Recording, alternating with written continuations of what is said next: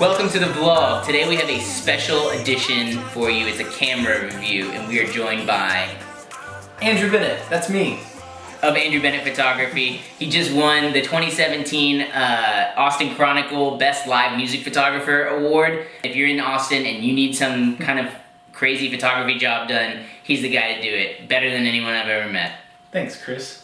Tell us about what we're reviewing. Today we are reviewing the Canon 5D Mark IV, the fourth iteration of the revolutionary full-frame DSLR by Canon. And I got this camera a few months ago to complement my Canon 5D Mark III. Why'd you upgrade? I wanted to get a second camera for events when I need two cameras. Probably the biggest upgrade of the Mark IV is that it has 4K footage. For doing more cinematic stuff and more high-end video work, having that 4K capability is really cool. So how many megapixels is it? It's got 30.3 megapixels, so it's a huge picture. For if you're doing print files or if you're doing some commercial work or advertising work. It's a big file. Sometimes it can be 6,000 pixels by 4,000 pixels. So have some space on your hard drive. Sometimes the raw files are about 40 megabytes. Get a fast computer before getting this fast camera. Yeah, especially if you're doing 4K footage.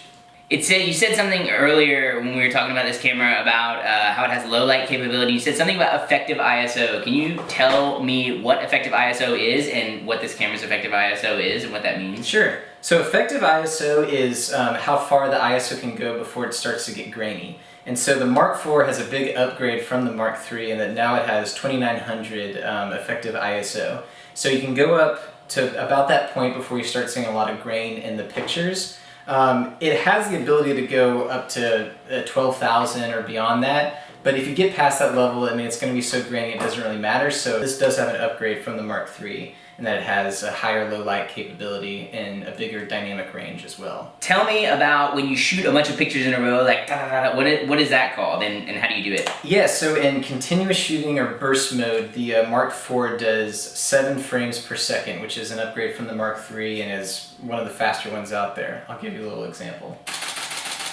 That is awesome. You know, a guitar player's throwing his guitar up and making a face. I'll hit him with a constant shutter to make sure That's awesome, and it makes a every sweet sound too. You're losing the sound these days on cameras, and that one makes an awesome sound. Yeah, or like at a wedding when they go in for the kiss.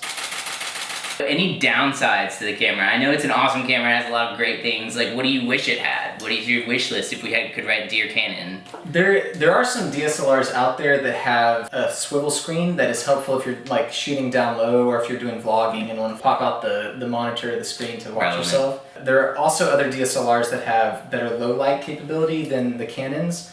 But for the most part, I mean, these cameras are famous for being workhorses. They're weatherproof.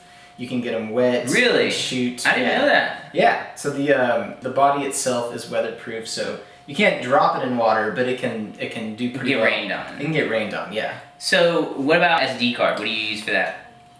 Because you're shooting in 4K, I'd recommend a Class 10 SD card. So this one does 300 megabytes per second. And that one has 128 gigabytes. You'll need extra space just because 4K footage takes up space really quickly. Air! Christmas. Gold. Goldie's best. If you haven't seen that video, link here. So, all in all, you love it. So yeah, it's awesome. My fiance Dorothy is an amazing photographer as well, and so she was a big part of choosing this camera. We have the Mark III, the Mark IV, and the 60, which we'll be reviewing next. Yeah, so he's going to tell us about why he bought the 60 and why you should too if you're a professional photographer. So stay tuned for the next episode, but right now, we're going to say bye.